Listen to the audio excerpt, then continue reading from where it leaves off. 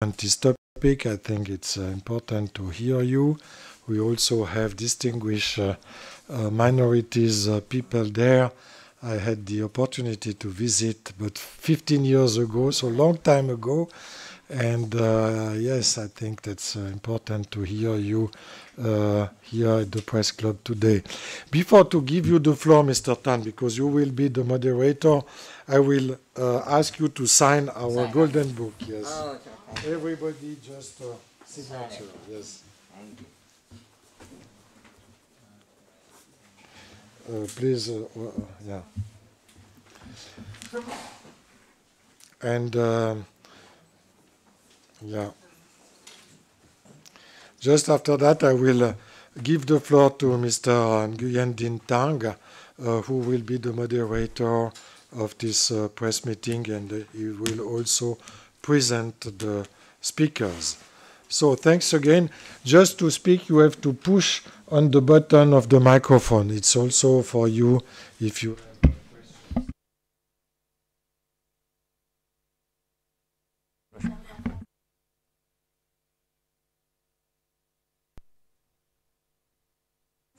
Ah voilà, il y a quelques francophones dans la salle, donc voilà. Alors je ne sais pas dans quel... Voilà. Donc pour les francophones, effectivement, je souhaitais la bienvenue pour cette conférence de presse. Je disais que M. Din Tang allait être le modérateur. Je crois que nos invités vont s'exprimer en anglais, mais M. Tan, où est-il? Il était là. Tuan. Voilà, il parle français. Le cas échéant, il pourra traduire en vietnamien ou comme ça, si l'anglais, si vous avez des problèmes avec l'anglais, pour que tout le monde comprenne. Alors, merci encore, et puis je vous souhaite donc une bonne conférence. Voilà. Okay. Très bien. Maintenant, c'est à vous. You have the floor. Yeah, it's all about this one. Oh, no, you can speak from there. Yeah, exactly. Xin chào tất cả mọi người. Thank you for everyone, and thank you for the Swiss Press Club for us to use this facility, beautiful facility, for this very important press conference. Just about an hour ago, we are still at the Palais Voiceless, observing the third review of Vietnam's implementation of the International Covenant on Civil and Political Rights. So this is a press conference for us to report on that, as well as to ask a number of participants here and observers to also give their impressions of the review. And of course, we will talk about other issues relating to human rights violations in Vietnam. But most importantly, we will talk about religious freedom being suppressed in Vietnam, and particularly relating to ethnic indigenous minorities such as the Hammam, the Montagnana, the Cham. And we also have the privilege of the honor of having several religious leaders that I'd like to acknowledge here. Oh, where's Father Tang? Oh, yes. We'll invite you to also come here. Father Tang is a Catholic priest. We didn't list him on the list of speakers just because he might not be allowed to leave Vietnam if Vietnamese government finds out. So we left him out. So may I ask for one more chair here for Father Thăng. Mời Linh Mục Thăng lên đây ạ. Yeah, yeah, yeah. So it's just because of for security reason, people in Vietnam might be placed on travel ban. Therefore, we have to make a decision not to announce his name until now. So we have a number of religious leaders. Father Thăng, he's a Catholic priest with the Committee on Peace and Justice of the Vietnam's Conference of Bishops, Catholic Bishops of Vietnam. We have then Pastor Joseph Vang Chi Minh, a Hmong pastor. He himself has spent 9 years in prison because of his religious faith. His father died in the jungle because the government forced them to renounce their faith, and they had to go to hiding in the jungle.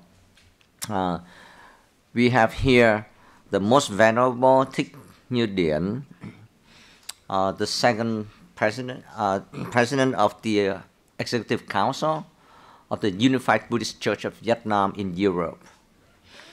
And we have Ms. Michelle Nguyen. She coordinates the Vietnam Coalition Against Torture. And then Ms. Lữ Thị Tường Nguyên from Holland. She's with the Stitching Vietnam Human Rights Foundation. And we have Ms. Tuyết Dinh. She's the coordinator, overseas coordinator of the Vietnamese Women for Human Rights Organization. And I myself is Dr. Nguyen Đình Thắng. I'm the CEO and president of both People SOS. Thank you. So very quickly, I'd like to use my privilege as the facilitator to give a very quick overview of the Iccpr review of Vietnam and about our delegation. This year, we have about over 30 members in the delegation.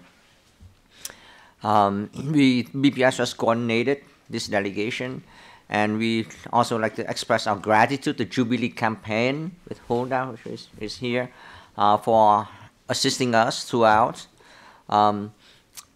The reason that we are bringing the large delegation here because, first of all, the significance, the importance of the review on Vietnam's implementation of the Iccpr. Secondly, we'd like to take this opportunity to meet with key people at the UN system, the different UN mechanisms for human rights, and we also have arranged meetings with different country permanent missions here, and a number of international organizations with offices in Geneva. So that is very important. But the main reason for us to be here is around the Iccpr review of Vietnam. From my own observation, I think that the civil society organizations have done great work because we have provided a lot of important, accurate, comprehensive information to the review committee, and that's the UN Human Rights Committee. So they are very well prepared, but they ask questions, they ask very pointed questions. Unfortunately, the Vietnamese delegation representing the Vietnamese government didn't answer most of the questions. They just read from whatever they printed out. They brought along from Hanoi. Right? So there's a mismatch between the questions and the answers. And mainly the answers only address things written on paper. So they kept quoting the laws, the different decrees, but that has nothing to do with reality because they don't enforce their own laws. And that is the major issue. Now, even in their own laws, they didn't include all the provisions that they have committed to as part of the Iccpr. And what we found out is that even their translation, the official translation into Vietnamese of the Iccpr has contained many glaring errors that would inevitably lead to non-compliance with the covenant. Now, what is very, very disappointing, but not surprising, is that at the concluding remark, the head of the Vietnamese delegation got upset. Yeah, with the committee members, and he said that, "Wow, your allegations about incorrect translation was groundless. And then you went on to say that, but no, don't worry about the translation, because we have already incorporated everything from the Iccpr into our constitution and our laws. And of course, I think that was not very well received by the committee members. But with that, I'd like to pause here, and I would like to ask, first of all, Father Thang, he will speak in Vietnamese, and either I or Mr. Tuấn will translate into English and French. We summarize that in French. Xin Linh Mục Thang trình bày.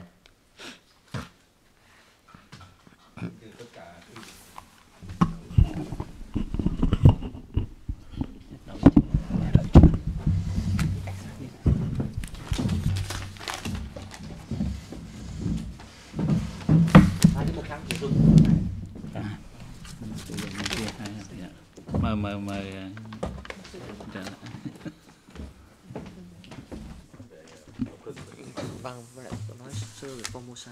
Thôi,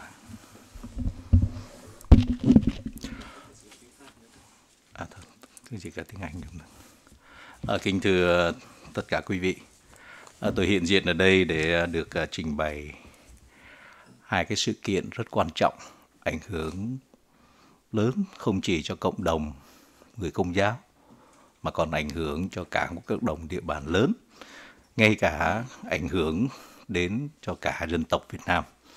Đó là trường hợp Formosa, thảm trạng Formosa, và mới đây là trường hợp vườn rau Lộc Hưng tại thành phố Hồ Chí Minh. Trước hết về thảm trạng Formosa thì chúng ta đã biết rất nhiều.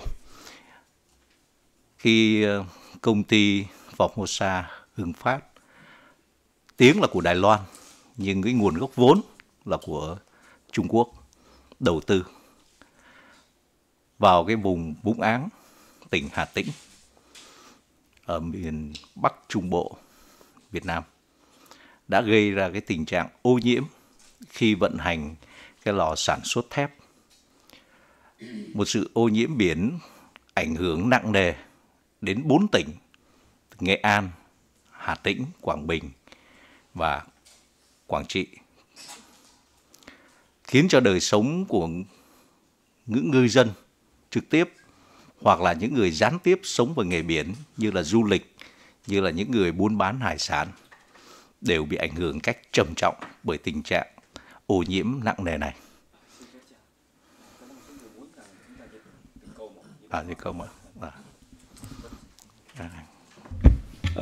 J'aimerais bien traduire un peu en résumé ce que le prêtre Tang a dit. Il veut proposer, présenter deux incidents bien affectés. Le premier, c'est le Formosa, et qui affecte les 4 provinces du Vietnam, central du Vietnam. Et puis le deuxièmement, c'est récemment, c'est juste avant le Nouvel An vietnamien, c'est l'incident du jardin végétarien Lộc Hưng. C'est une communauté catholique qui est depuis 1954. Et puis on va traduire le reste.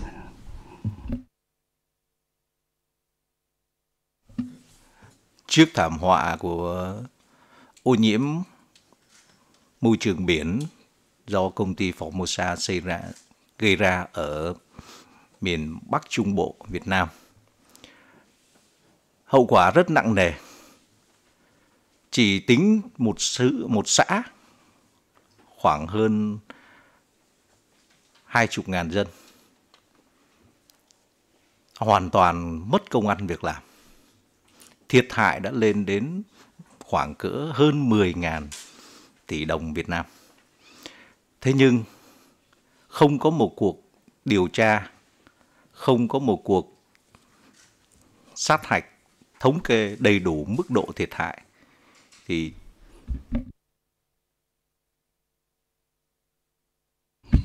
les incidents de Formosa ont affecté de façon très grave. Environ, ça coûte environ 10 000 milliards en dons vietnamiens. Et pourtant, il n'y a pas d'enquête de façon satisfaite. Chính quyền đã có một cái ký kết với lại trao đổi với công ty Formosa để đưa ra cái mức bồi thường thiệt hại 500 triệu đô la, tương đương với khoảng 11.000 tỷ đồng tiền Việt Nam. Pourtant, le gouvernement vietnamien a conclu un contrat avec les dirigeants de Formosa. Ils ont conclu pour une récompensation environ de 500 millions dollars américains. Mà như tôi nói vừa lúc nãy, chỉ cần mới thống kê ở một xã khoảng 20.000 dân thì mức độ thiệt hại đã lên tới con số tiền bồi thường như thế. Mais selon les statistiques, la compensation juste pour une commune, ça peut remonter à ce montant-là de 500 millions américains. Và đến ngày hôm nay thì mặc nhiên các cơ quan, ban ngành của chính phủ đã kết luận rằng môi trường đã được cải thiện. Pourtant, les autorités locales ont conclu que la situation a été remédiée. Nhưng thực tế thì không phải như thế. Người dân vẫn còn đang chịu rất nhiều cái ảnh hưởng nặng nề, đến nay đã là gần 3 năm. Pourtant, ce n'est pas le cas parce que les victimes ont souffert encore de l'incident jusqu'au jour, c'est depuis 3 ans. Biển chết, cho nên những ngư dân đánh bắt gần bờ hầu như thất nghiệp. Et les pêcheurs de la région se trouvent maintenant sans emploi. Vì thế người dân ở vùng này phải đi di dân khắp nơi để mưu sinh. Ils devaient de se déplacer pour trouver l'emploi d'ailleurs. Có thể nói cái hậu quả nặng nề đó để lại cho đến ngày hôm nay và chưa biết lúc nào mới có thể khắc phục được. Et les conséquences restent toujours et on ne sait jamais quand est-ce que la situation va être améliorée ou bien ramenée à la situation initiale. Đứng trước cái thảm trạng này thì Giáo hội Công giáo, cụ thể là Giáo phận Vinh với sự lãnh đạo của Đức Giám mục Phaolô Nguyễn Thái Hợp đã không ngừng lên tiếng bênh vực, đòi hỏi sự công bằng, bồi thường thỏa đáng cho người dân. Devant cette situation, le diocèse de Vinh, par l'évêque Phaolô Nguyễn Thái Hợp, ont essayé sans cesse de poursuivre la justice pour les victimes.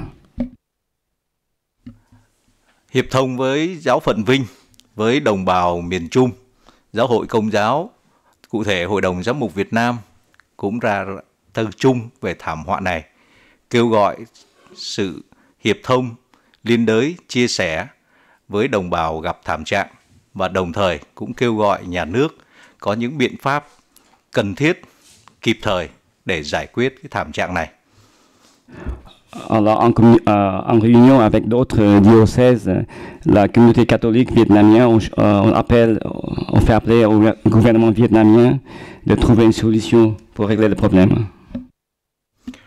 Giáo phận Vinh cũng đã thành lập cái ủy ban cứu trợ, hỗ trợ cho nạn nhân Formosa.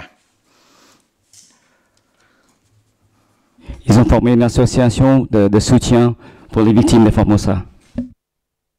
Ủy ban này có trách nhiệm hỗ trợ về mặt pháp lý, giúp cho người dân khiếu kiện đòi bồi thường, cũng như hỗ trợ về phương diện vật chất, có những nhu cầu thiết yếu để giải quyết cái khó khăn về mưu sinh trước mắt.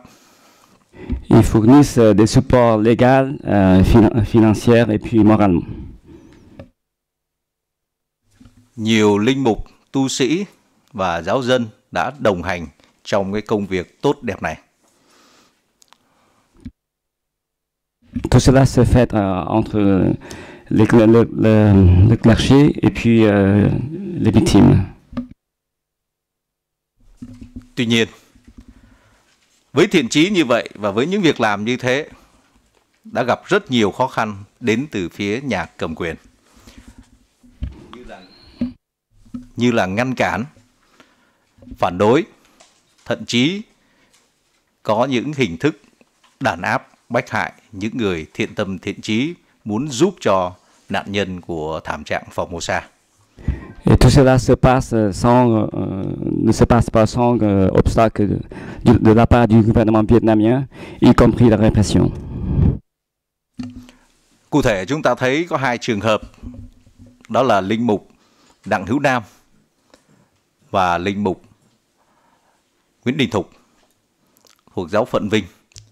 Khi các ngài đã cùng với người dân nộp đơn khiếu kiện công ty Formosa tại tòa án thì đã bị ngăn cản, bị đàn áp, bị phản đối và kéo dài cho đến ngày hôm nay. Chính nhà cầm quyền đã cho phép để hình thành một cái đội gọi là đội cờ đỏ để trấn áp, đàn áp những nhóm người nhiệt tâm, nhiệt thành, bênh vực người nghèo, nạn nhân của thảm trạng này. Parmi eux, c'était 2 prêtres, Đặng Hữu Nam et puis Nguyễn Đình Thục, qui aidaient les victimes à porter plainte à la cour. Pourtant, le gouvernement a secouru à une association des partisans qui s'appelle l'association des drapeaux rouges, et puis qui exerce les pressions envers ces victimes. Dù câu chuyện của Formosa có lẽ như đã tạm thời lắng xuống, nhưng những nhóm cờ đỏ ở Việt Nam còn có thêm nhóm dư luận viên vẫn đang không ngừng tìm cách này cách khác tấn công, hù dọa, đặc biệt là linh mục Đặng Hữu Nam. Même l'affaire Formosa se calme un tout petit peu. Pourtant, les agents les agitateurs je veux dire, celui qui fait influencer l'opinion publique continue à menacer d'une façon ou d'une autre au prêtre Đặng Hữu Nam. Dù bề trên giáo phận đã thuyên chuyển ngài đến một cái nhiệm sở mới, nhưng mà cái nhóm cờ đỏ, nhóm dư luận viên vẫn không ngừng công kích ngài. Même il a été muté dans une autre paroisse, pourtant les 2 associations mentionnées ci-dessus continuent à la harceler.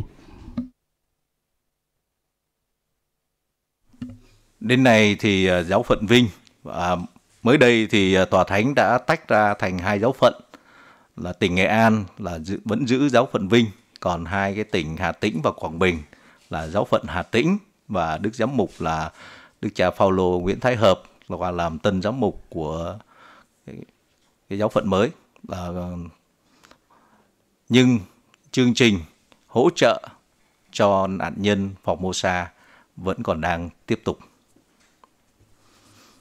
Le soutien pour les victimes de Formosa continue. Đó là về trường hợp Formosa. Và từ đây tôi muốn nói tiếp một trường hợp thứ hai cũng đang gặp rất nhiều gay cấn và đẩy cho đến cả gần 1000 người vào cảnh màn trời chiếu đất. Đó là câu chuyện của đồng bào bà con vườn rau Lộc Hưng, phường 6, quận Tân Bình, thành phố Hồ Chí Minh.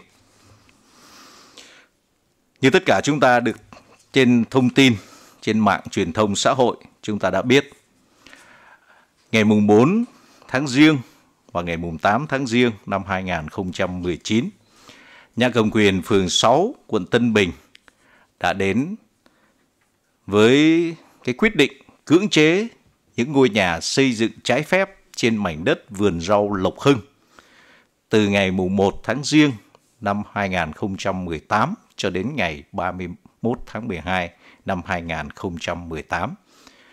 Sẽ cưỡng chế những ngôi nhà xây dựng trái phép này. La deuxième affaire, c'est l'affaire de leur jardin végétarien Lộc Hưng.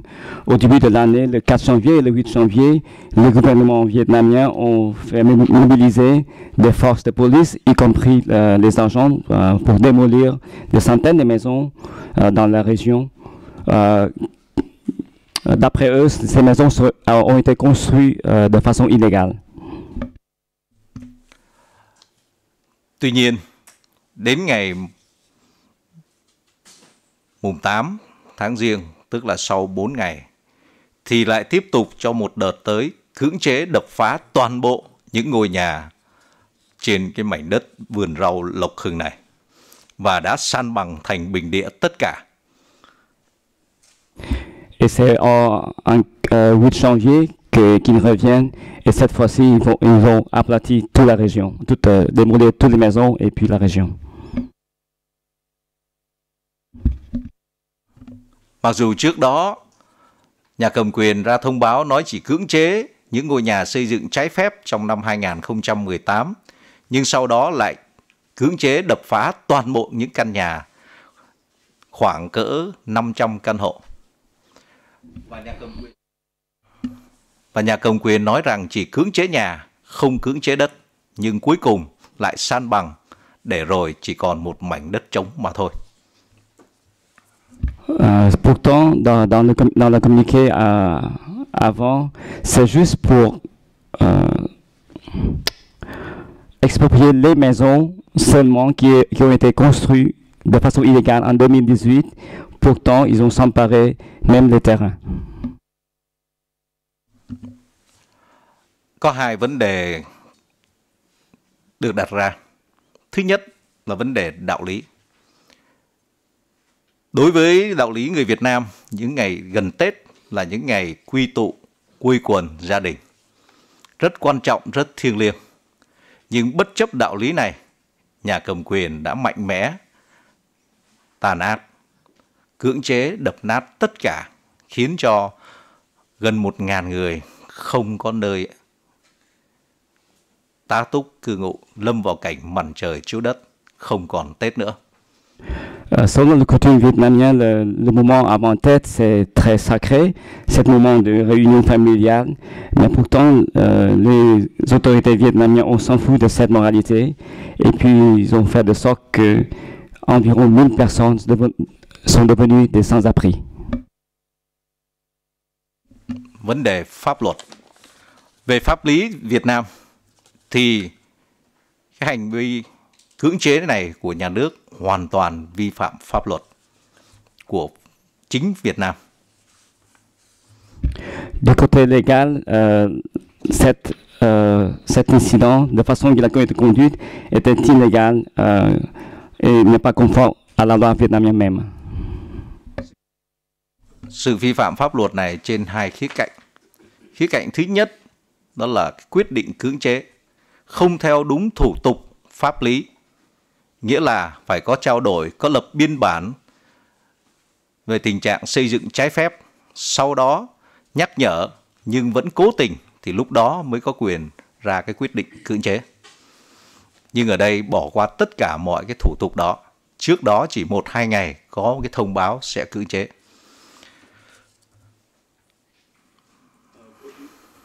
Du côté légal, il y a deux aspects. Premièrement, la décision a été annoncée juste 2 jours avant et il n'a pas été suivi le processus requis. Kế đến, nhà nước không công nhận quyền sử dụng đất của người dân vườn rau Lộc Hưng, mặc dù họ đã được sử dụng liên tục từ năm 1954, năm 1955, thế kỷ thứ 20 cho đến nay. Deuxièmement, le gouvernement vietnamien ne reconnaît pas le droit d'utilisation des terrains. Pourtant, les victimes qui habitent et puis qui ont utilisé ce terrain depuis 1954. Thửa đất này có nguồn gốc thuộc giáo hội Công giáo.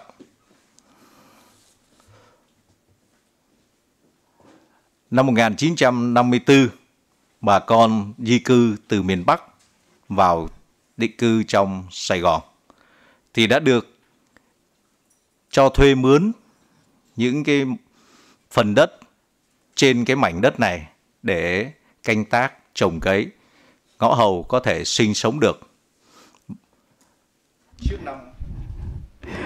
Ce terrain a appartenu à l'Église catholique vietnamienne. En 1954, suivant l'exodus du nord au sud, ce terrain a été accordé aux nouveaux immigrés pour la cultivation et pour ces fait vivre. Trước năm 1975, vẫn còn đầy đủ các chứng từ, hóa đơn, vân vân để chứng tỏ rằng người dân thuê đất của giáo hội.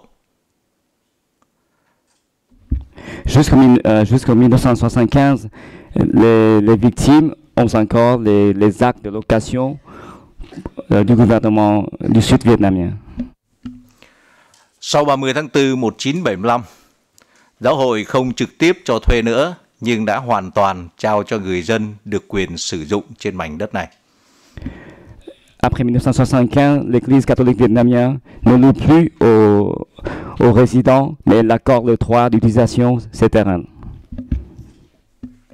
Theo luật đất đai của Việt Nam năm 1993, thì tất cả những ai đang sử dụng đất một cách liên tục, không có tranh chấp, thì sẽ được xét để cấp quyền sử dụng đất.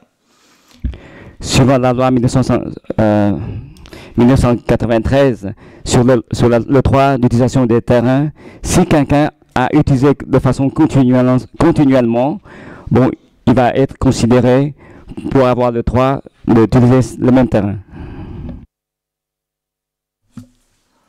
Tuy nhiên, chính quyền phường 6 và quận Tân Bình dứt khoát không công nhận quyền sử dụng đất cho người dân vườn rau. Người dân đã tranh đấu rất nhiều lần, yêu cầu rất nhiều lần, nhưng cuối cùng nhà cầm quyền vẫn không công nhận.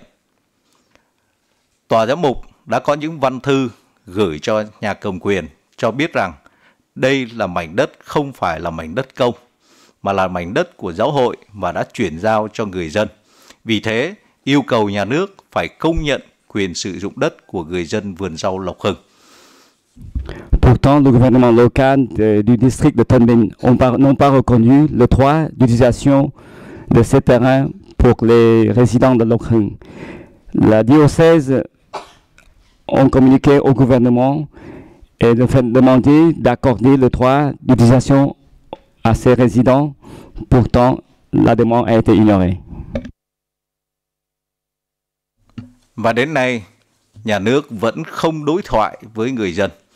Mặc dù người dân với được sự hỗ trợ của một nhóm các luật sư đã làm đơn khiếu kiện, khiếu nại rất nhiều lần, từ thành phố cho đến trung ương. Nhưng chính quyền thành phố và quận Tân Bình cũng như phường 6 quận Tân Bình vẫn im lặng và tìm mọi cách để đàn áp, ngăn cản người dân. Malgré plusieurs reprises de porter plainte, le gouvernement a refusé d'entrer en dialogue avec les résidents.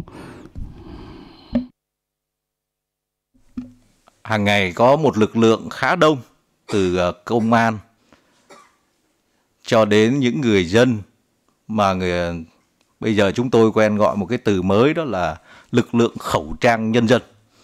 Tức họ đến, họ đeo cái khẩu trang lại, rồi họ giữ cái đất đó, dân vào họ ngăn cản, thậm chí đánh đập, bách hại và bắt nguội. Ces terrains maintenant ont été gardés par la force policière et puis certains membres de paramilitia qui interdit les résidents d'y retourner. Même la répression.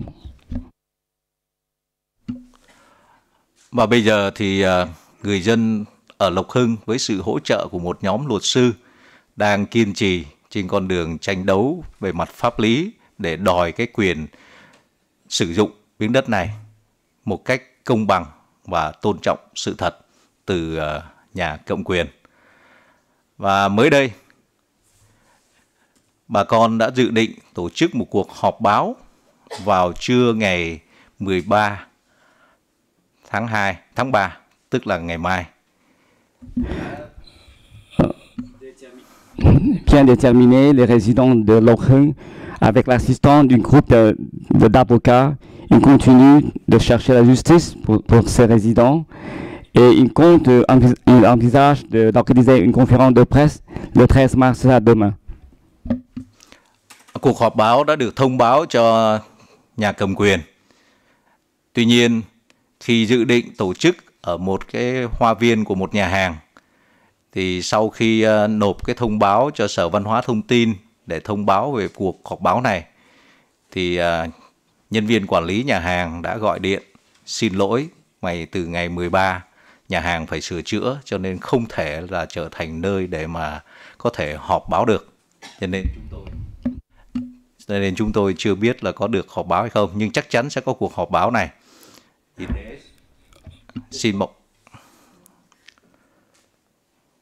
thế xin mọi người quan tâm đến bà con vườn rau Lộc Hưng của chúng tôi hiện nay. Xin cảm ơn.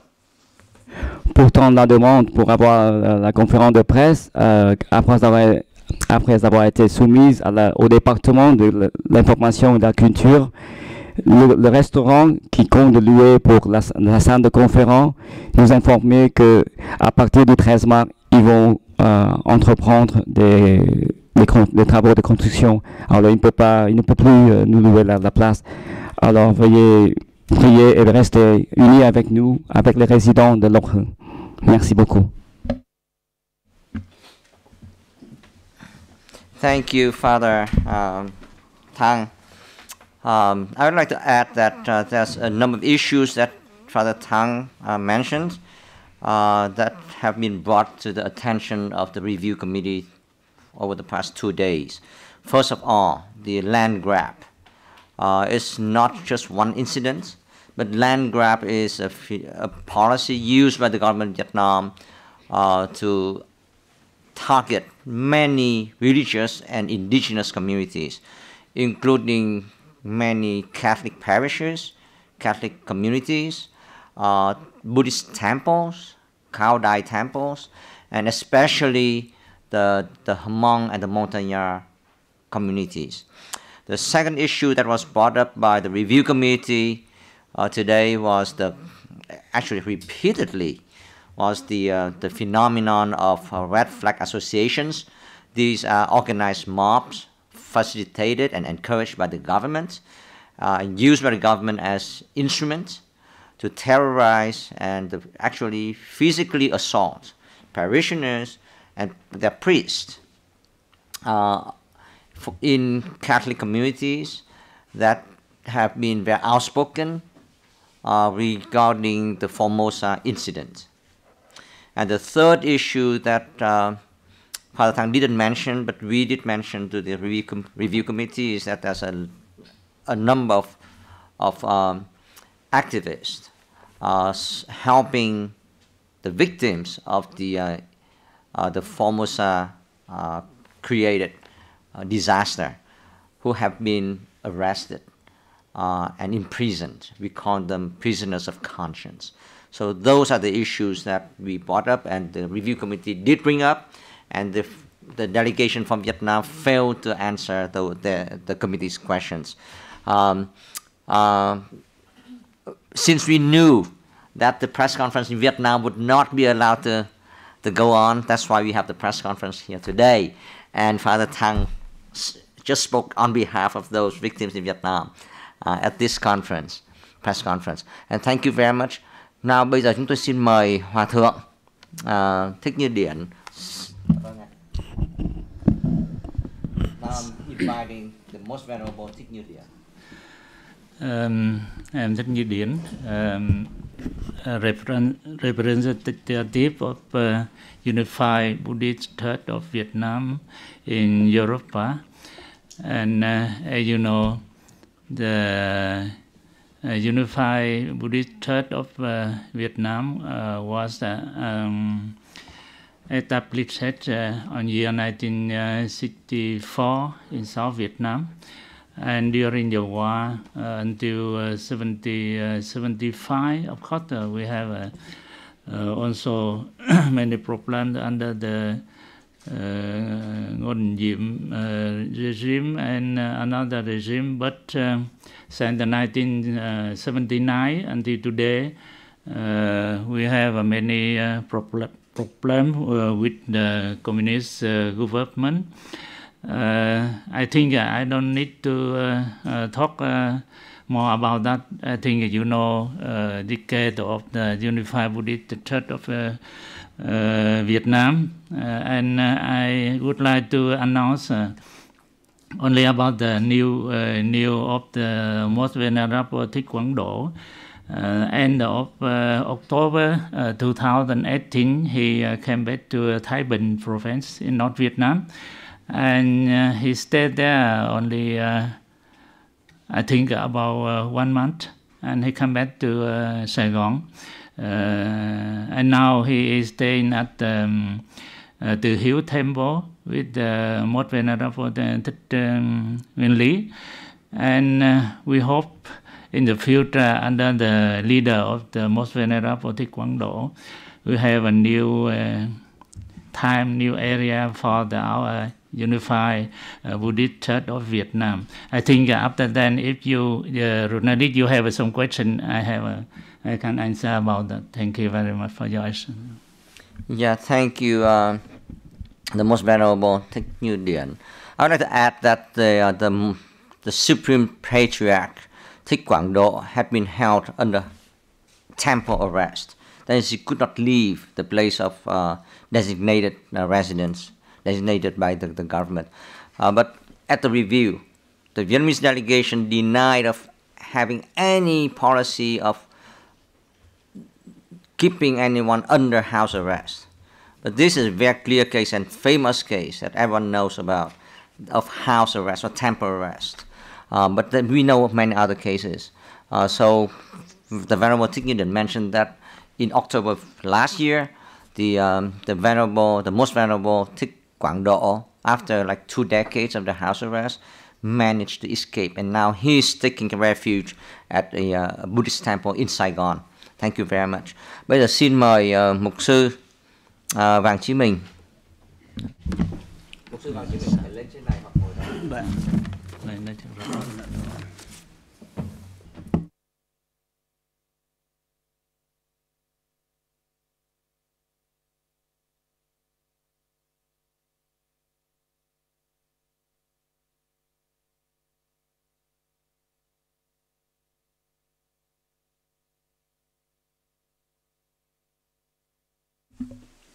Dạ, kính thưa quý vị, quý bà và quý chị em ở trong này.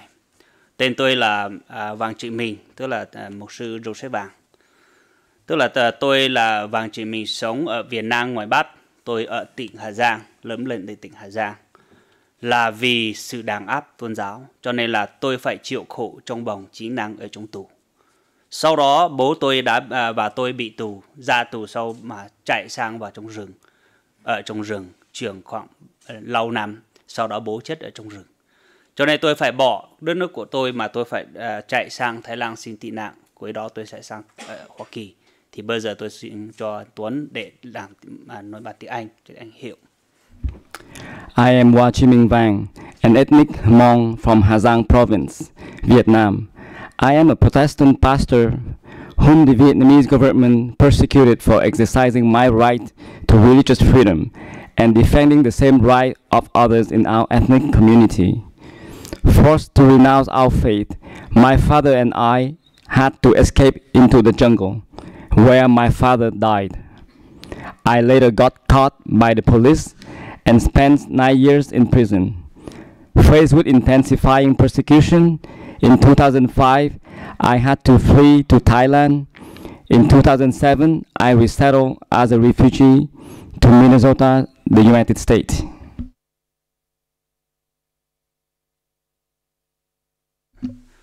Người Mông là một dân tộc thiểu số ở vùng Tây Bắc, ở vùng núi cao trên Bắc Việt Nam. Trong hơn 20 năm là chúng tôi đã chịu khổ về đức tin.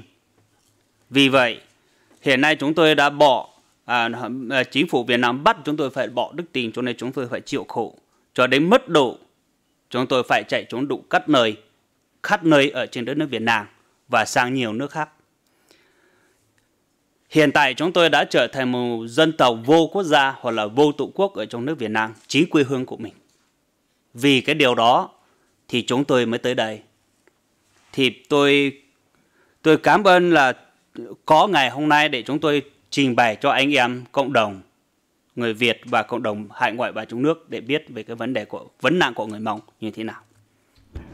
The Hammam population forms an indigenous minority in the northwestern mountainous region of Vietnam. For the past 20 years, Hammam Christians have been ordered to renounce their faith, and those who resisted were evicted from their villages. Thousands of them migrate to other provinces, where they form new communities in uninhabited areas. And now this is the occasion for me to bring it up to the Vietnamese community overseas, so to can understand the situation of Hammam people.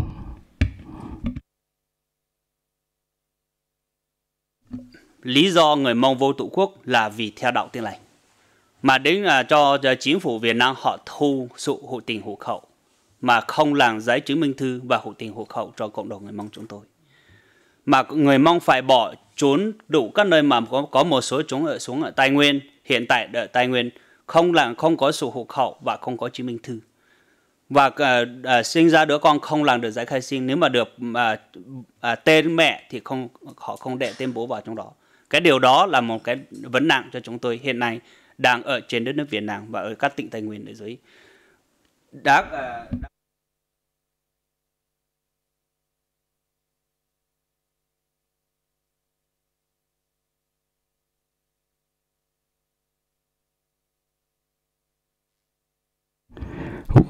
Without household registration, Hammam Christians cannot apply for citizenship ID cards. Married couples are not issued marriage certificates. Children are often denied birth certificates.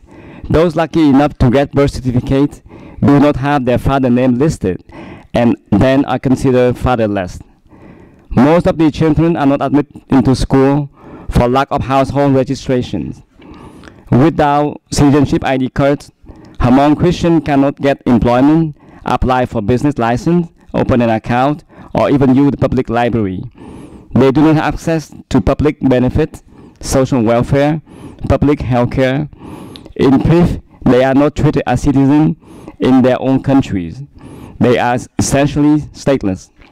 For the past year alone, I have documented at least 1,100 households, totaling about 5,000 Hammam Christians who became stateless because they did not renounce to their faith. Mà không phải chỉ người Mông chúng tôi, mà các tỉnh Tây Nguyên là người Thượng, là Montagnana đã bị một cái vấn nạn giống như người Mông, mà những người theo đạo Tin Lành là họ đã không có trở thành người vô tổ quốc ở trong nước, là cái này là đã xảy ra vào trong Tây Nguyên cho cộng đồng người Thượng hoặc là người Montagnana. Not only the Hammam facing the similar challenge was the Montagnana Christians, which are the indigenous people living in the Central Highlands. In one district alone, Iccpr district of Gia Lai province, there are already over 1,000 households of stateless Montagnana Christians.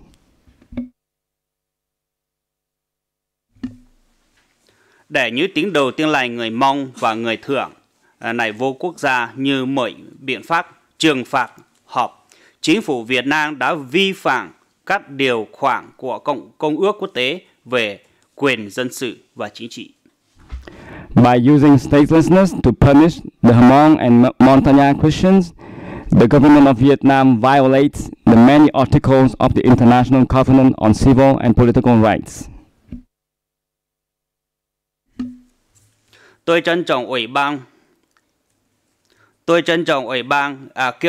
ban này kêu gọi chính phủ Việt Nam giải quyết kịp thời, hiệu quả và công bằng tình trạng vô quốc gia của các tín hữu Tin Lành người Mông và người Thượng và chính sách ép buộc từ bỏ đức tin. Xin cảm ơn.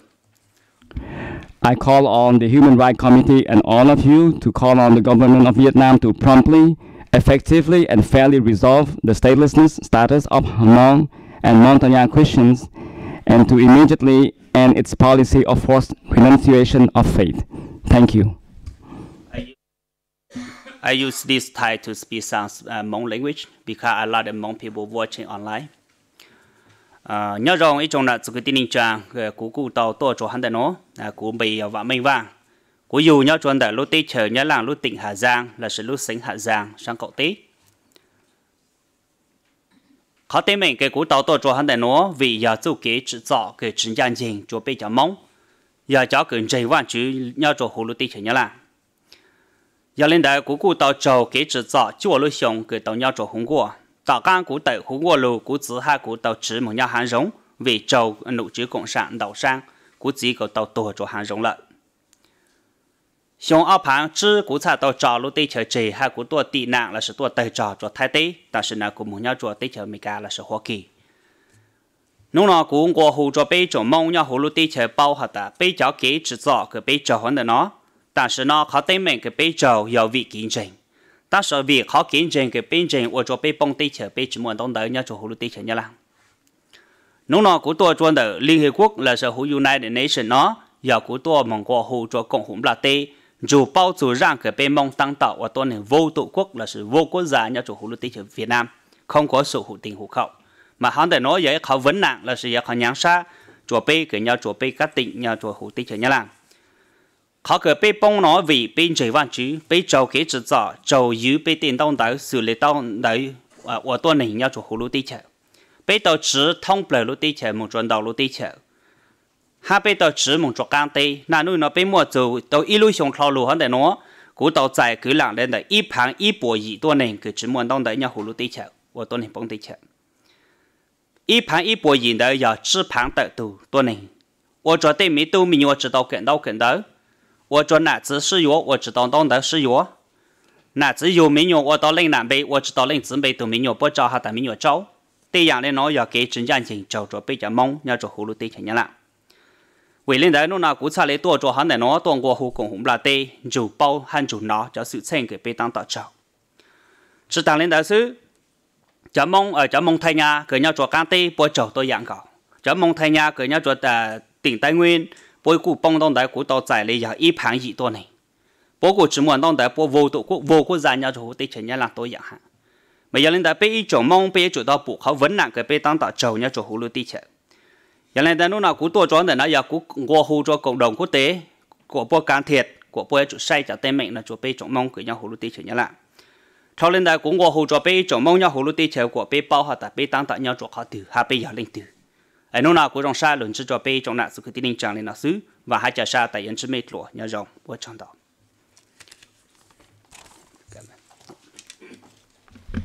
Thank you, Pastor Joseph Vang. Now I'd like to invite Ms. Michelle Nguyen with the Vietnam Coalition Against Torture.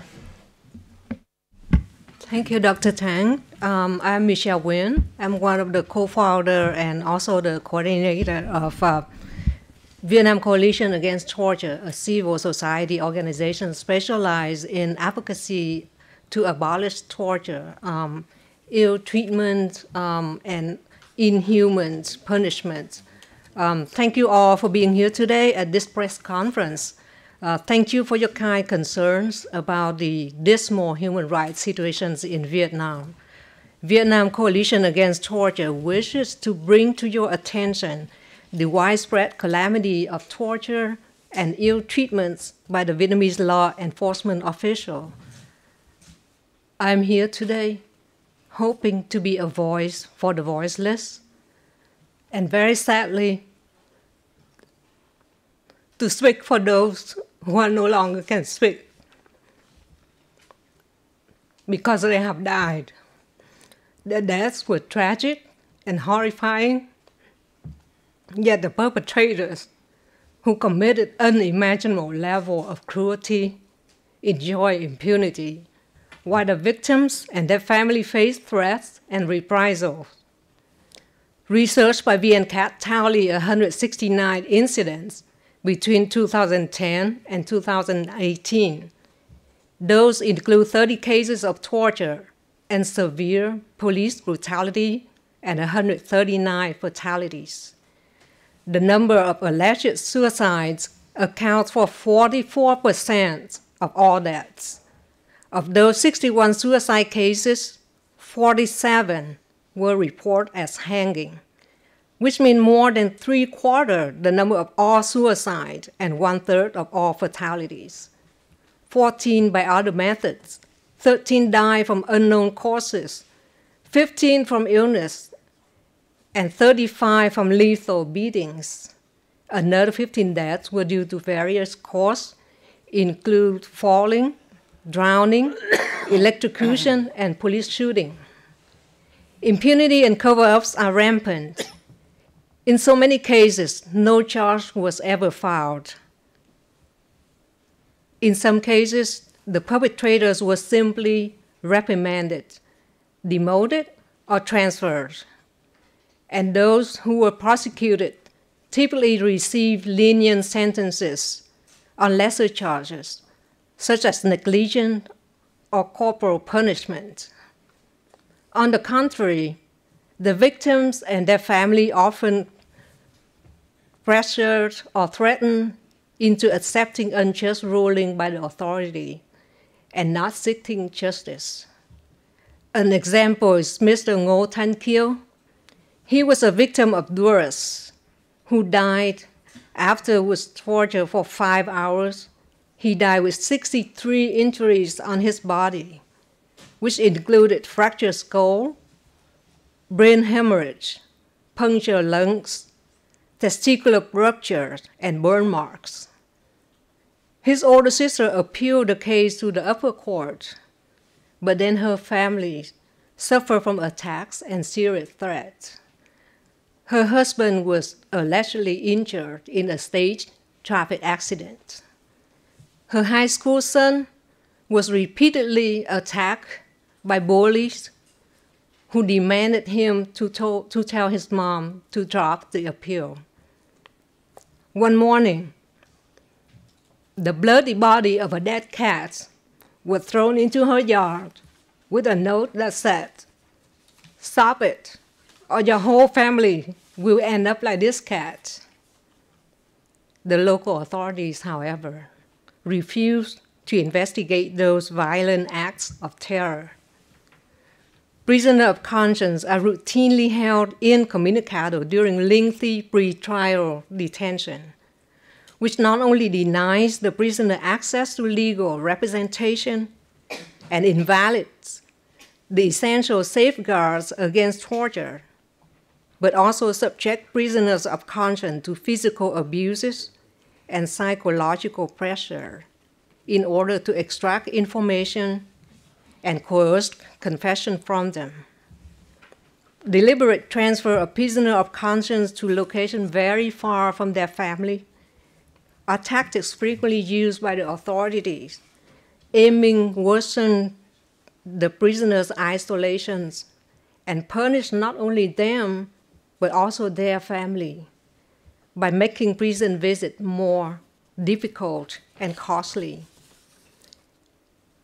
Denial of medical treatments, and in the case of many female prisoners of conscience, withholding feminine hygiene products, constitute cruel and degrading treatments.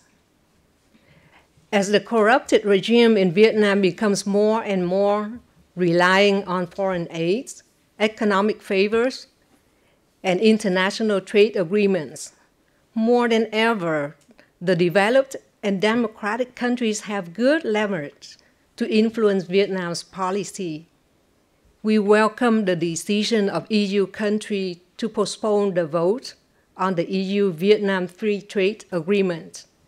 We call on you to please raise public awareness about the calamity of torture in Vietnam and to engage with the UN special procedures and your members of parliament and advise them about the dismal human rights situation in Vietnam. Trade must go hands in hand with principles and values. Economic growth must not come at the expense of human life and misery. Thank you. Thank you, Michelle. Now I'd like to ask Ms. Lữ Thị Tường Nguyễn.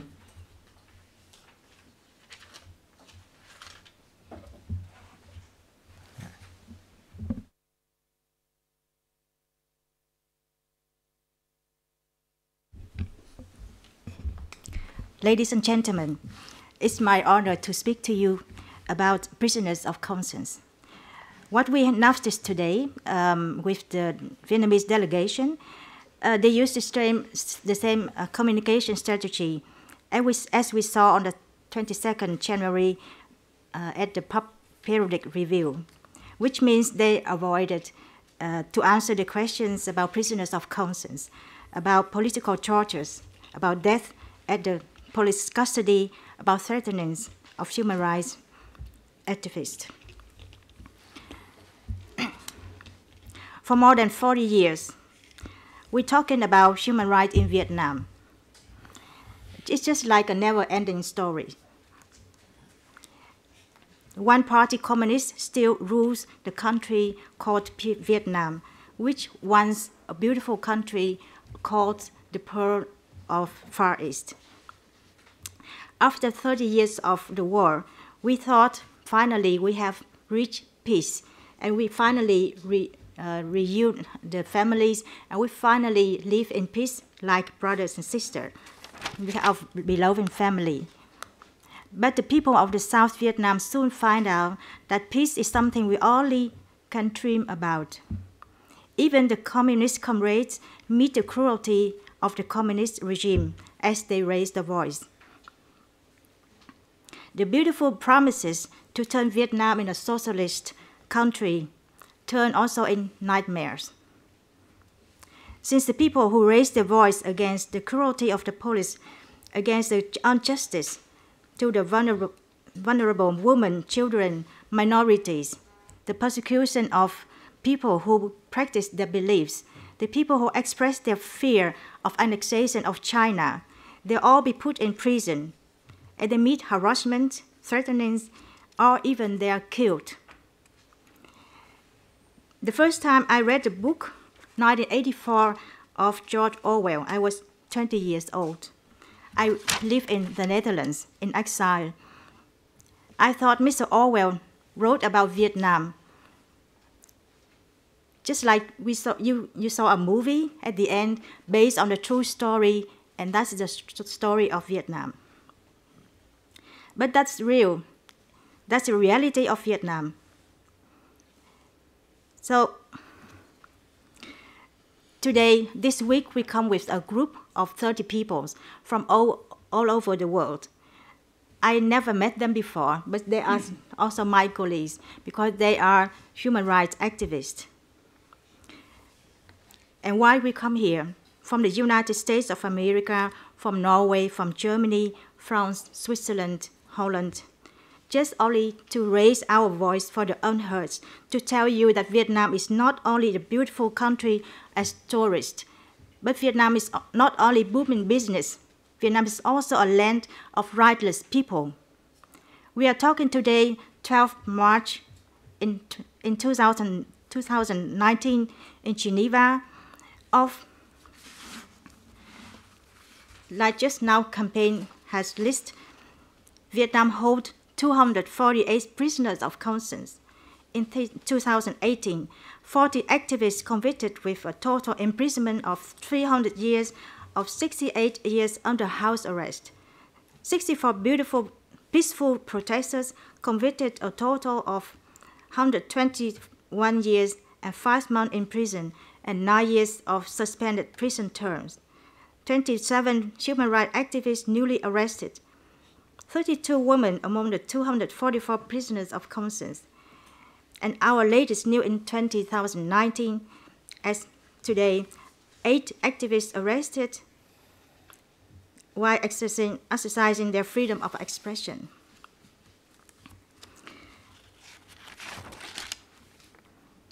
Ladies and gentlemen,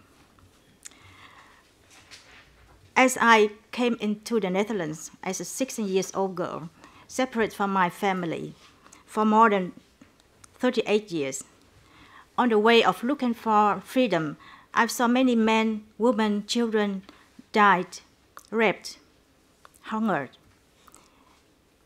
And since I am the chairwoman of the Vietnam Human Rights Foundation, I've heard a lot of stories of freedom fighters have died in prison.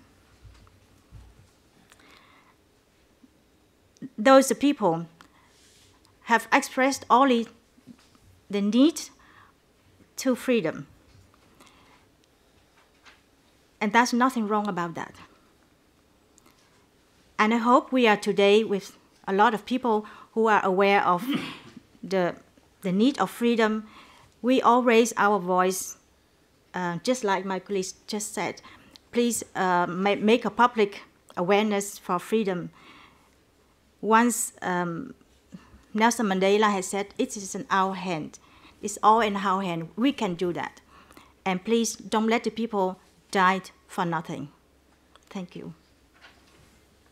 Thank you, Ms. Nguyen, for a very moving statement, just as moving as the one by Michelle. Now, the last speaker would be Ms. Tuyết Đinh, with the Vietnamese Women for Human Rights.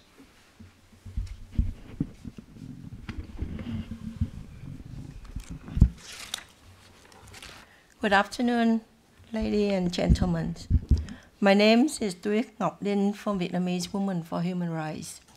If you hear all of the violations against people in Vietnam, women and children are the most vulnerable people in our country. In the last recent years, the Vietnamese government continued its restrictions and violations of universally recognized human rights and inconsistent with its treaty's obligation, especially for the rights of children, women, and women's human rights defenders. There are little or no signs of improvement. When women attempt to exercise their rights for free associations, assemblies, religions or belief, expressions, and attempt to do all the things that they deserve, they always be expressed through and punished through legal instruments in Vietnam Penal Code or through actions outside of the system. And with a lot of violent attacks, arbitrary arrest, lack of fair trial, smear campaign, travel ban, and detention, restrict women's of human rights defenders with little or no chance of inquiry, investigation, recourse, or justice.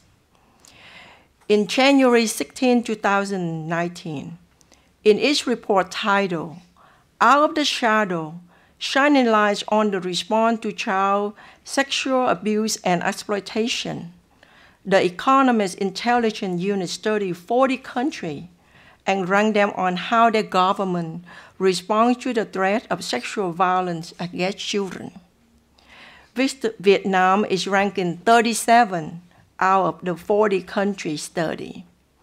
Vietnam scored only 38 out of 100 in terms of government commitment and capacity to fight sexual abuse against children, and only 17 over 100 in terms of engagement of industry, civil society, and media. A stalled investigation into a repeat sexual abuse of 5 young girls in 2005 by a 63-year-old cleric from Cao Đài, Tây Ninh Sect, a sect established by the Vietnamese Communist Party in 1997 to eventually display the original Cao Đài religions established in 1926, illustrate how Vietnam justice system have failed the victims. All 5 victims, aged from 9 to 12 years old at that time, were students at Sở Đồng Nhi, a school for orphan girls and those from poor families. As of today, the perpetrator continued to live in Tây Ninh as a free man. Our organization is made up by many members of persecuted communities, groups such as Catholic, Baptist, Cao Đài, Hòa Hảo, and Buddhist. Our members and their families are victims of religious persecution in Vietnam. Many ethnic women and children and their families in the Hammam and Montagnana Christian community are suffering stateless condition, as you hear from Pastor Van, for refusing to renounce their faith. The authorities deny to issue citizenship IDs, birth certificates, marriage certificates to their families members. blocking their children for access to education and other benefit programs. There's also, like Father Tang just mentioned, there are an increasing use of Vietnamese government non-state actors like the Red Flag Association. In 2017, the Red Flag Association members, under the direction of the chairman of the People Committee and the police chief of Hung Tay Commute, violently attacked 20 women of Kẻ Gai Paris victims without provocation. The victim formally filed a complaint, but it's going nowhere because the government threatening to prosecute them in order to silence them, because they don't want that. They don't want the victim to continue and want them to abandon their pursuit of justice. Another member of the Cao Dai religion, Mrs. Nguyễn Thị Hạnh, she was violently attacked by one of the members of the Cao Dai Sect that's formed by the Vietnamese communists, Mr. Nguyễn Văn Hai. And then with the violently attacks, she fell down unconsciously and had to go to the hospital for treatment. She filed a lawsuit, just want to get the medical treatment payment back. It's roughly about $200 US. But again, the government will establish many roadblocks in her pursuit of justice, just because she refused to abandon her Cao Dai original religion that established in 1926 and refused to follow the new Cao Dai established by the government. While you hear about a lot of prisoners of conscience, and a lot of them, like Ms. Uyên just showed, 248 of them, about 1/3 of them are the women.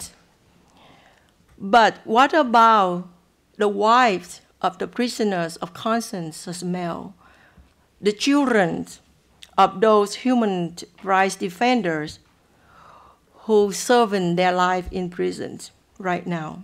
The Vietnamese government have the practice of detaining political and religious prisoners far away from their home, as mentioned earlier by Ms. Michelle Nguyen. And they also moving the prisoner from one prison to another one without notifying the family. Sometimes it takes them from days to travel from their home to visit their relative. Only know about the conditions of their family member have been transferred to another prison only after they come to visit their relative.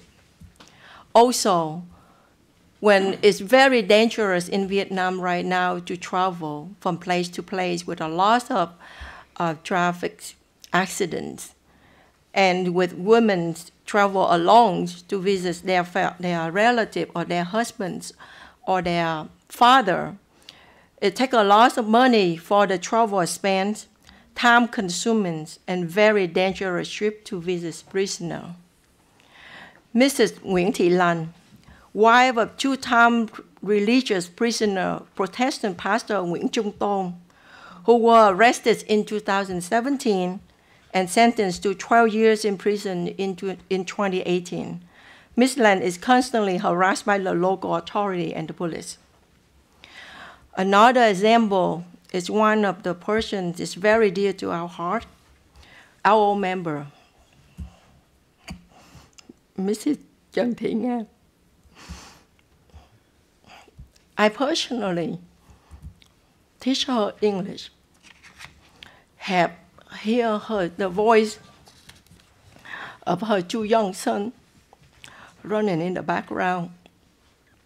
She's one of the co-founder of our group, Vietnamese Women for Human Rights.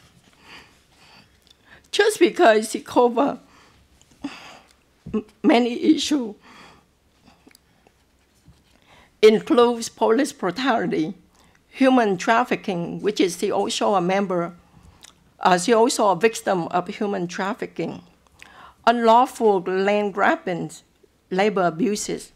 She was sentenced to 9-year imprisonment, plus additional 5 years of house arrest after she was convicted under Article 88 of the 1999 Penal Code for spreading anti-state propaganda, only because she posted the video that she made and the article she wrote on the websites or online on social media.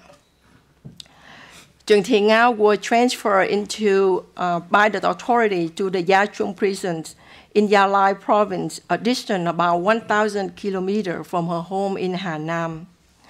She was denied the right to receive visitation for her family's members, especially her two sons traveled almost 2 days from her hometown to visit her at the prison that she stayed, just because she denied to admit that she commit any crime, and they denied her to see her two young sons.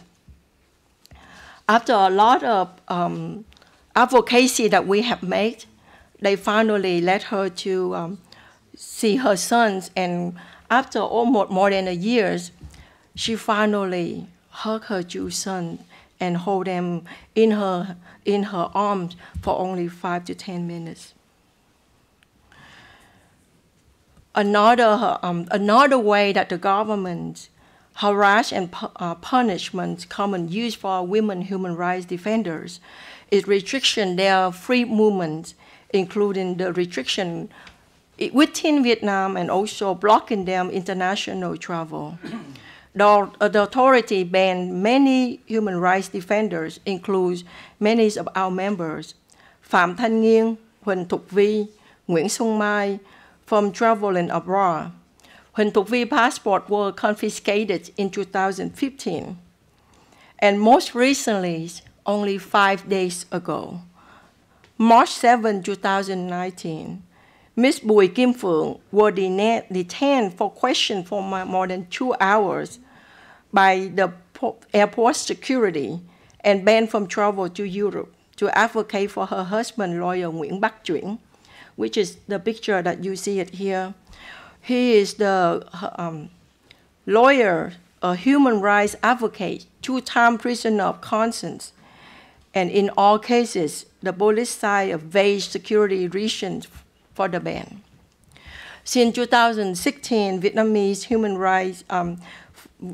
Women for Human Rights Emergency Assistance Program have successfully applied and secured about $60,000 US in emergency assistance for human rights defenders, former and current prisoners of conscience, for their family, for medical treatment, for legal assistance, prison visits, and emergency expenses from several international human rights organizations.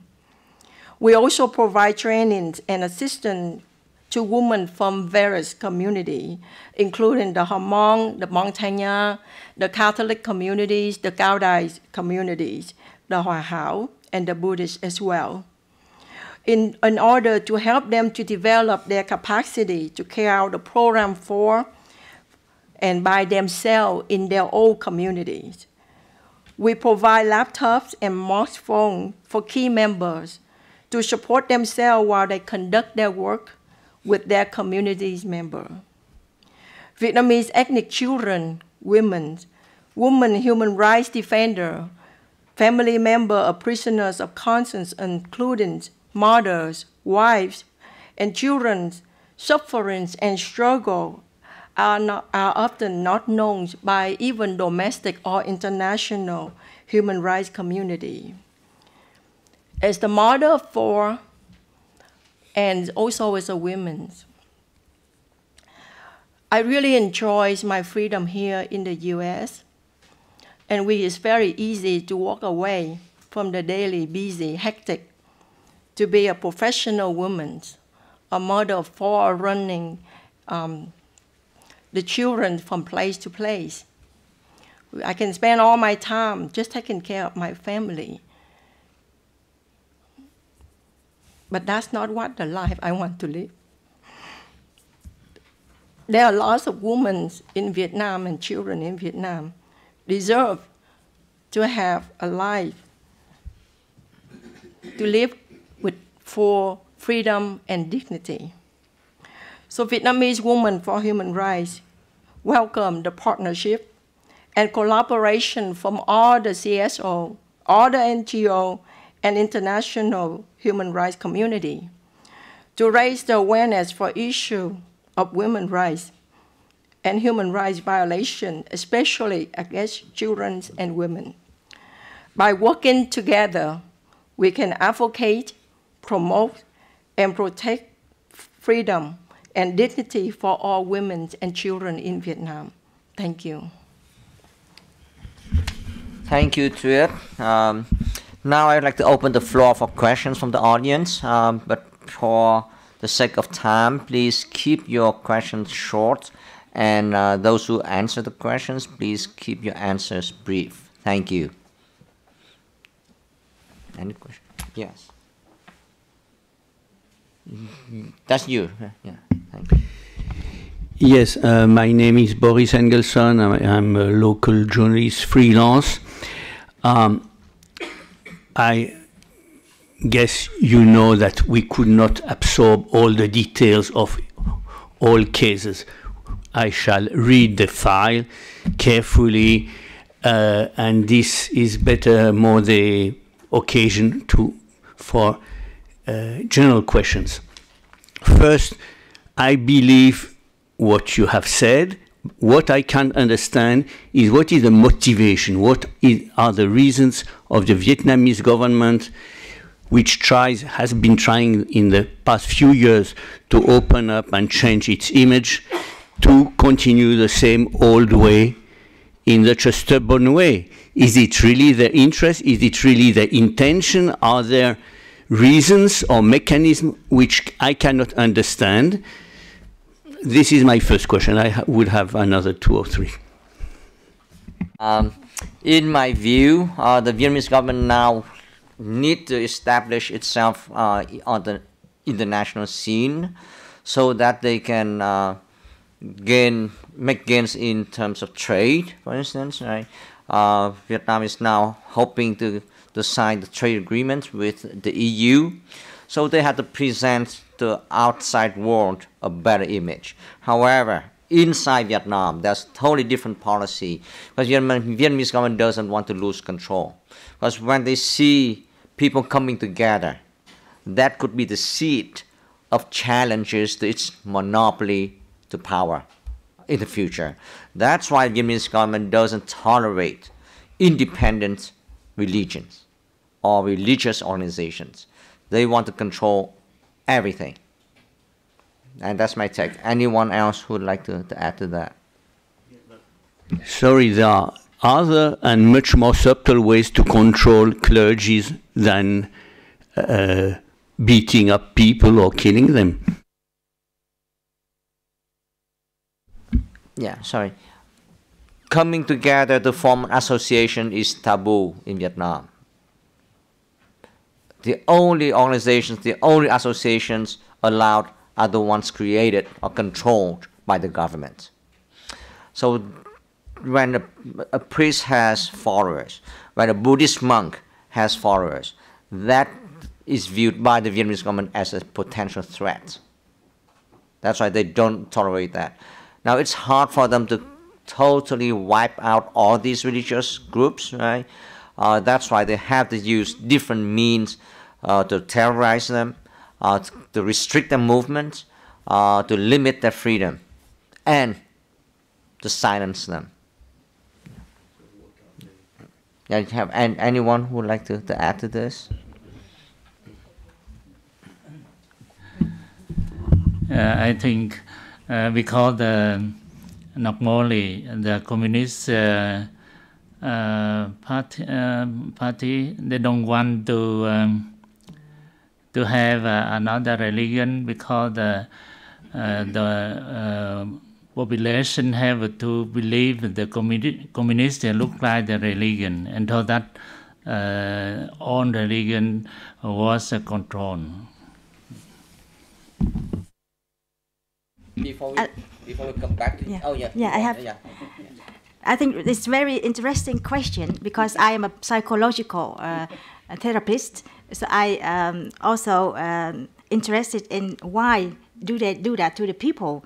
Why can't we live together peacefully? Finally, we are one. It's not North or South, but we are one Vietnam. Why can't we live together peacefully? But I personally think because they are raised in an environment of violence. So the only thing they know is to act violently to other people who are do not share the same opinion or religion as they are. Even the new generation? Even the new generation, because I have many patients who suffer PTSD, and they can give to other generation, the second and the third generations, that go on if they don't have any cures. So that is my explanation to your question. So any other questions? I want to talk for a minority people group. Yeah. I don't know for the Vietnamese people, Christian, for the government how to persecution for Vietnam people. But for the Hmong, I am Hmong from Vietnam, a minority group. Usually the Vietnam government to persecution the Hmong people, they use always think the wrong side. They say the Hmong people is in 1975, 1974 or 54, they are held for the French to fight Vietnam. In 1975, and they held General Quang Pao, Mong Lao, and they held a fight CIA to fight for North Vietnam. They think about the freedom of the Hmong Christians follow for the French or for America. They think about it, try to come back to do something for the government of Vietnam. That's why they try to think about the wrong way. How the news putting outside, they can take a picture outside. They will go and write out the news. The Hmong try to create a new country for the Hmong people. The Christian people try to create a new country. That is to fight the government of Vietnam. They think about the wrong side. They try to persecution for the Hmong people in Vietnam. Yeah. Thank you, Rohani. Yeah. I just want to add to what Mr. Vang just said about. Use your mic. I would just like to add to what Mr. Vang just said regarding the Hmong's affiliation with certain religious beliefs, and that being equivalent or at least seen by the government as anti-governmental antics, which is similar to the Catholic Montagnards during the time of the Full Row movement when they were against the government back in the 70s. So now the Catholic Montagnards are also sort of persecuted because of having that affiliation with the former government that went against the now defunct government. So I think that's one of the reasons and the motivations on why there's a sense of desiring a singularity in terms of religion, because anything outside of those singular religions would be seen to be opposing the current government's views.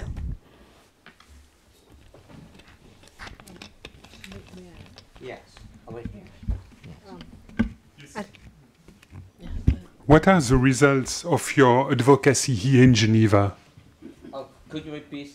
What are the results of your advocacy here in Geneva? Well, yes, the reasons or the results. I'm sorry, yeah.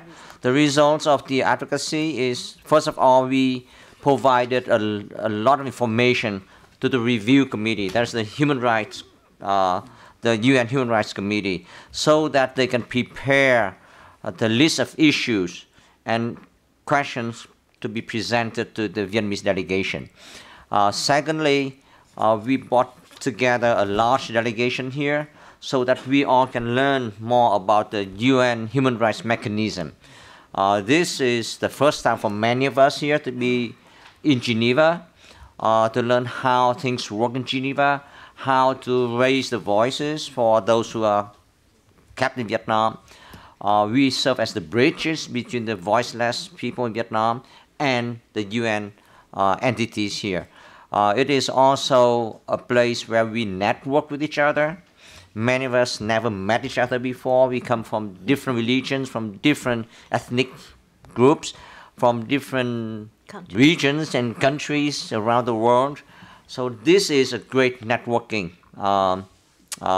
opportunity. But also, we would like to expand our advocacy to the UN, and this year we would like to expand it to the EU.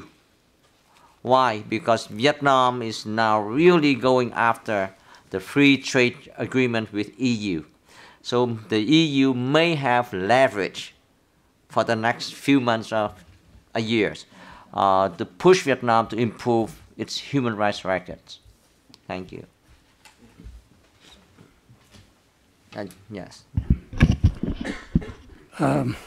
Xin hỏi tiếng Việt Nam trước, dịch ra tiếng Pháp và tiếng Mỹ xong. Cách đây cỡ một tháng đang có cái summit ở Geneva về cái điều chỉnh của đoàn Việt Nam, và trước khi đó thì cũng có một số người Việt Nam đến đây để họp báo.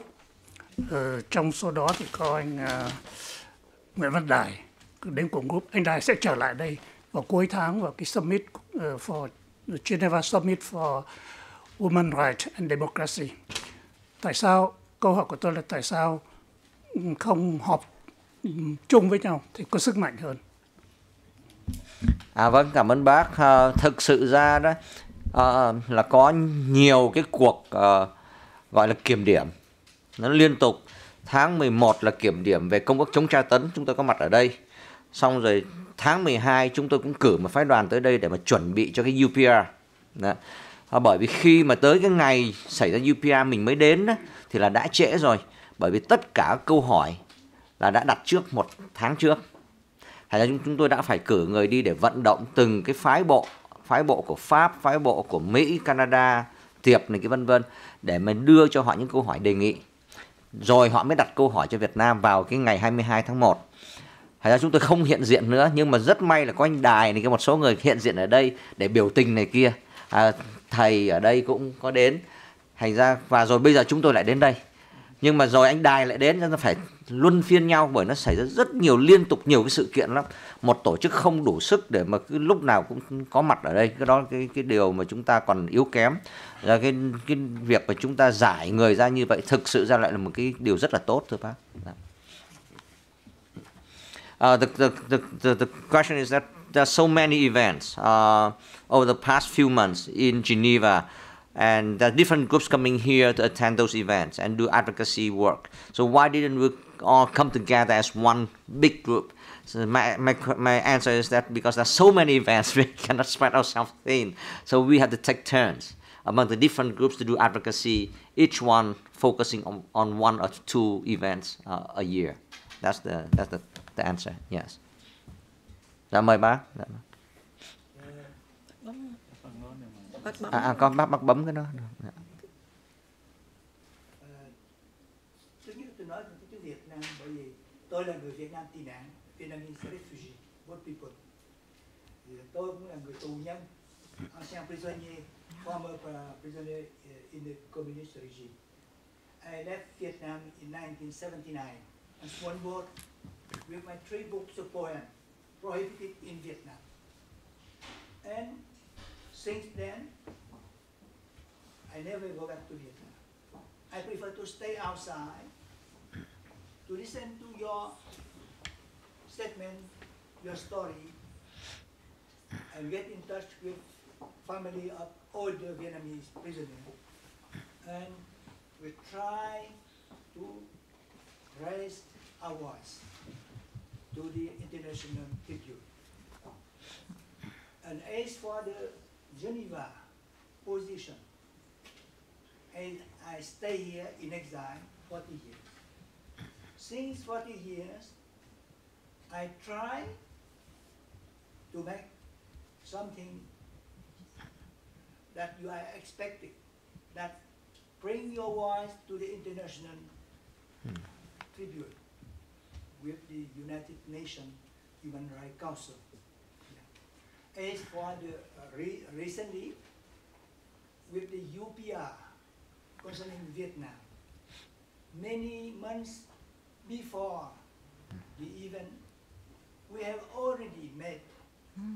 contribution discreetly without publicity. We have sent our information and recommendation to 75 missions who are in post here in Geneva. And we have received many replies that we ask the international diplomat to reflect our recommendation, our idea, our opinion, our aspiration when they state, when they have a statement in written or in written statement or in oral statement at the Human Rights Council. And we are very touched and thankful to your presence here. Your story, your witness, sing and recall us, remind us of our obligation, our moral obligation toward those who have this chance to be free, to be in security, to be a human being, not like those my fellow men in Vietnam. I always think of my brother and sister. That's my brother and sister. Like we love Cambodian and Laotian, they are also our brother and sister. Vietnamese communists have caused many destruction, many losses for the culture, the language of Laotian and Cambodian people, as well as our brother and sister of the minority in Vietnam. Thank you, Bác. So, Do you have a question? Yeah.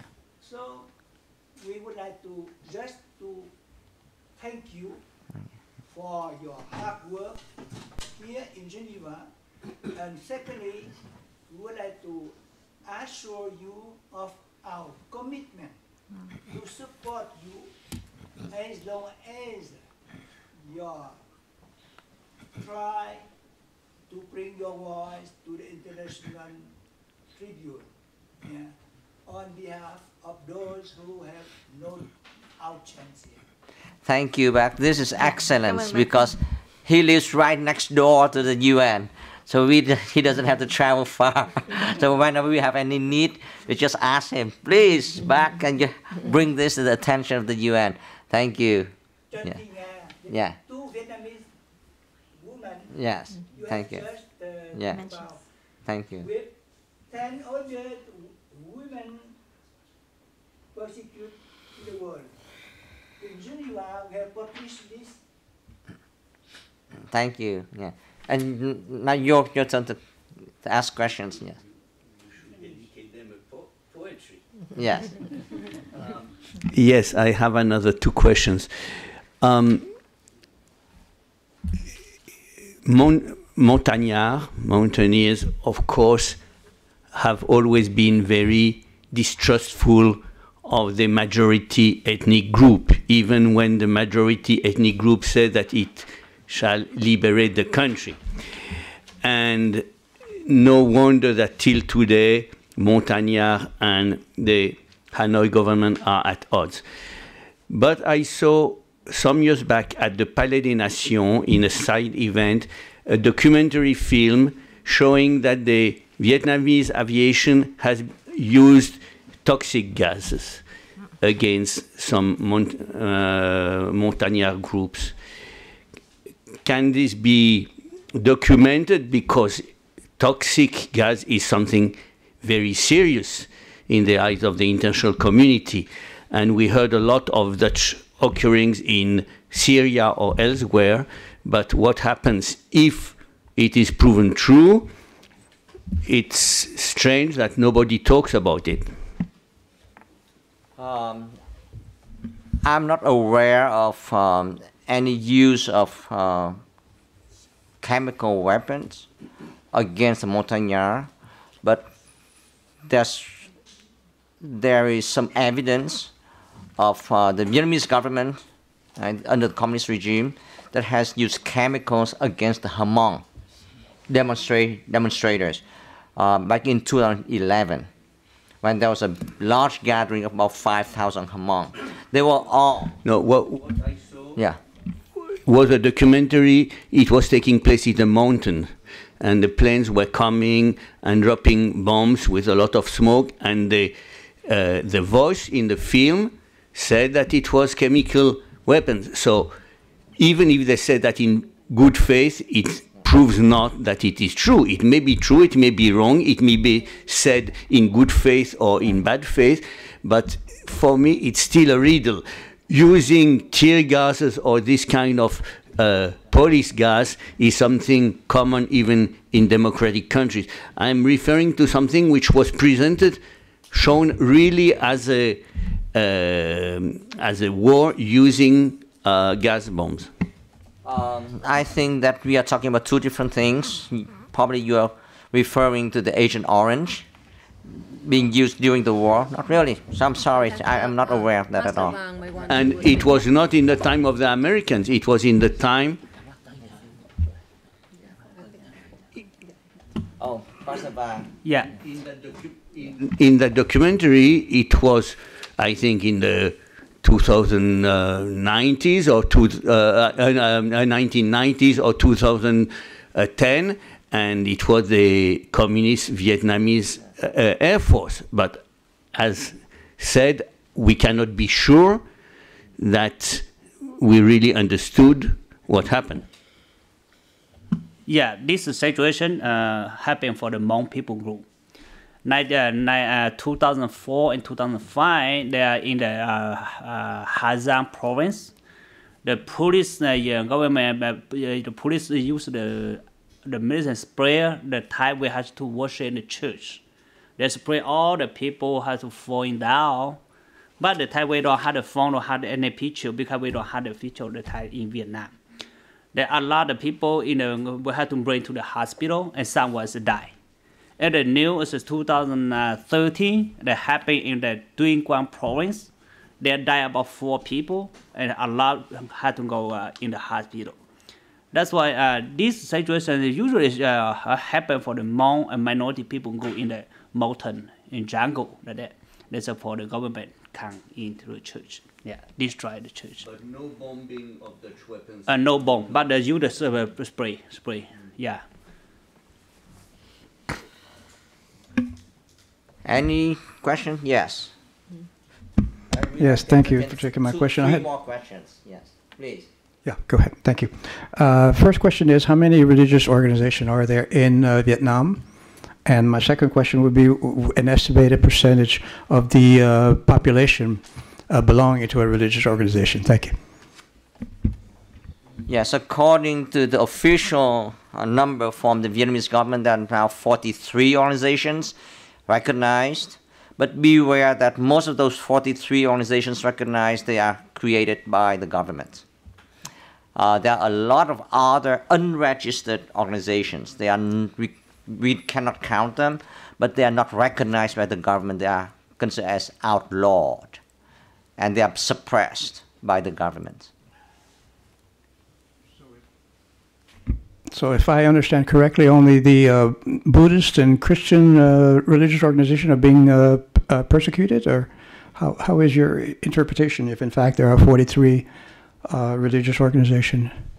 Well, as we explained before, the government doesn't tolerate independent religious organizations. So they want to control everything. The only religious organizations that is independent but not controlled or created by the government is the Catholic Church, because it's directly tied to the Vatican. They created the so-called Committee of Patriotic Priests. So these are the priests that work for the government to try to infiltrate and influence the Catholic Church. But they cannot really take over the Catholic Church. But for all the other churches, they create an alternative church that totally belongs or controlled by the government. And then they outlaw the real church. the genuine church, the independent church, and replace that independent church with the one controlled by the government. And that applies to the Protestants, the different forms of Christian faith, the Cao Dai, the Hoa Hao, the Buddhist. So they use exactly the same model, just like in China.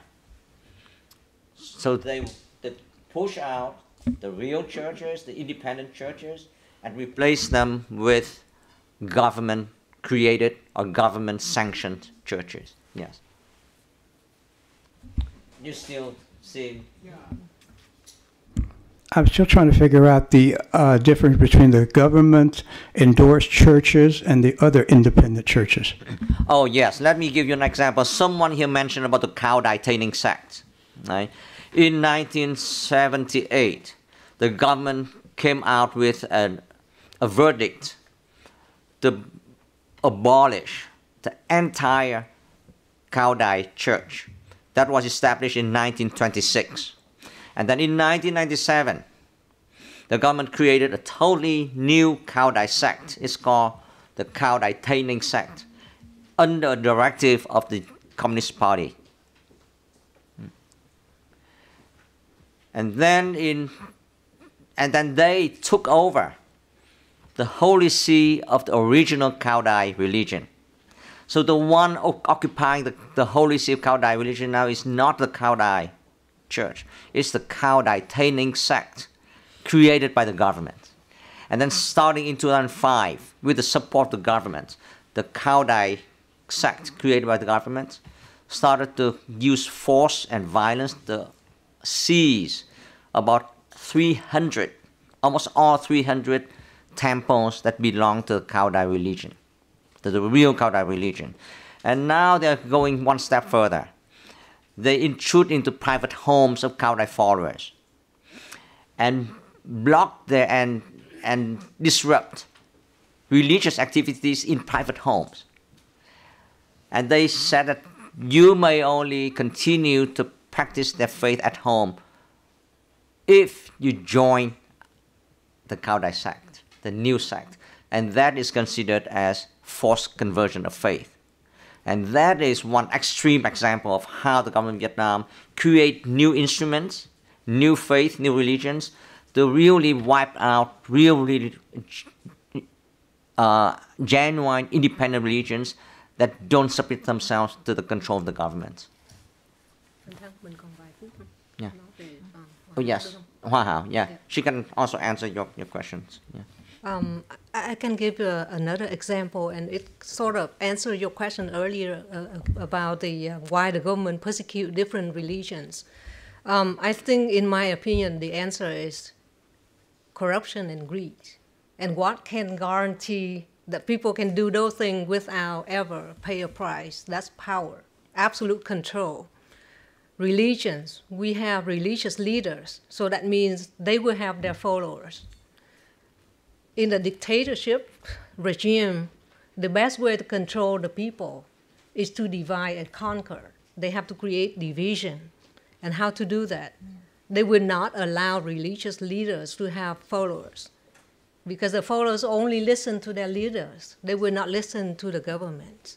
So as Dr. Tang just explained, they passed the religious law and demand that all religious organizations have to register, be vetted by the government before they will be recognized and can worship. Another example I want to provide is a branch of Buddhism called Hoa Hao Buddhist. So it's originated in Buddhism, but it's different in a way that the founders taught their followers that you don't need to build temples. Make your own home your temples. Worship and be kind to others. After 1975, the government confiscate all of the church properties. They no longer have the place to go gather and pray. And the religion encouraged make their home their temples. So they established their own homes as a prayer hall.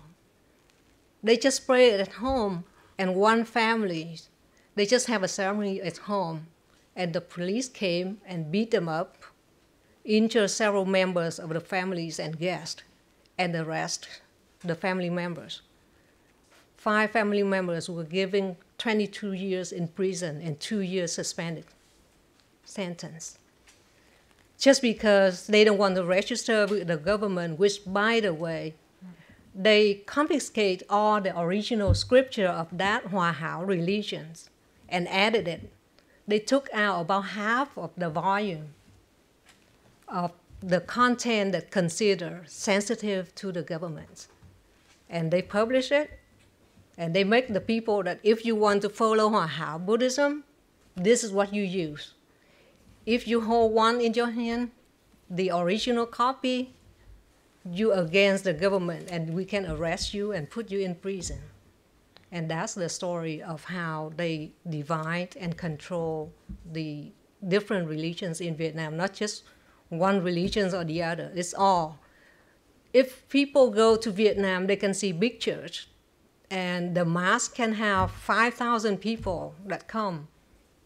The police will not mess with those because the priests at that church appointed by the government, before they give their sermon, they will have to write it down, submit to the government, and approve before they can give their sermon. But for the priests like the father that you just hear from, if they say something in the sermon that, may be of kind of sensitive to the government, after that, the police may come and invite him in for a discussion. So I hope that kind of gives you some context into what the situation with the independent religions in Vietnam. So I hope that next time when you hear the word independent religion in Vietnam, that kind of make a little sense that the government creates religions and the independent. I would like to add one thing. Out of the 5 panelists that you see it here, Father Tangs came from Vietnam. He come from Vietnam, so he will have to come back to Vietnam.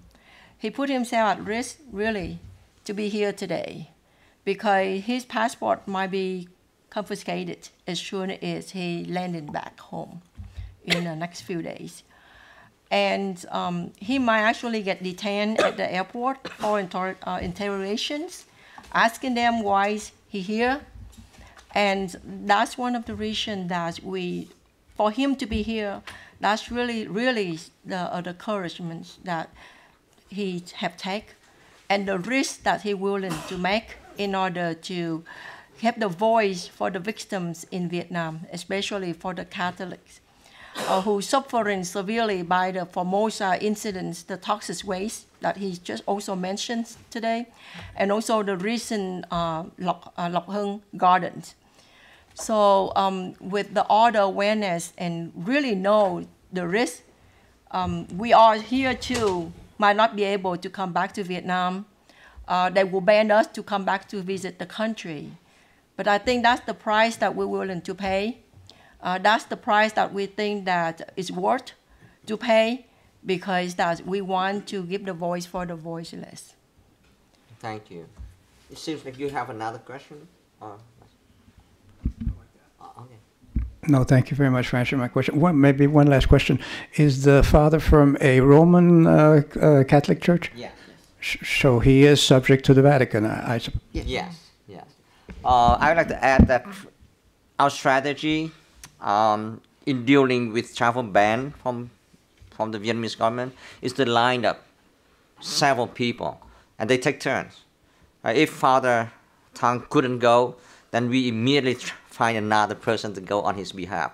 And for the next round, for sure we'll have to pick another person, because most likely he won't be allowed to leave Vietnam.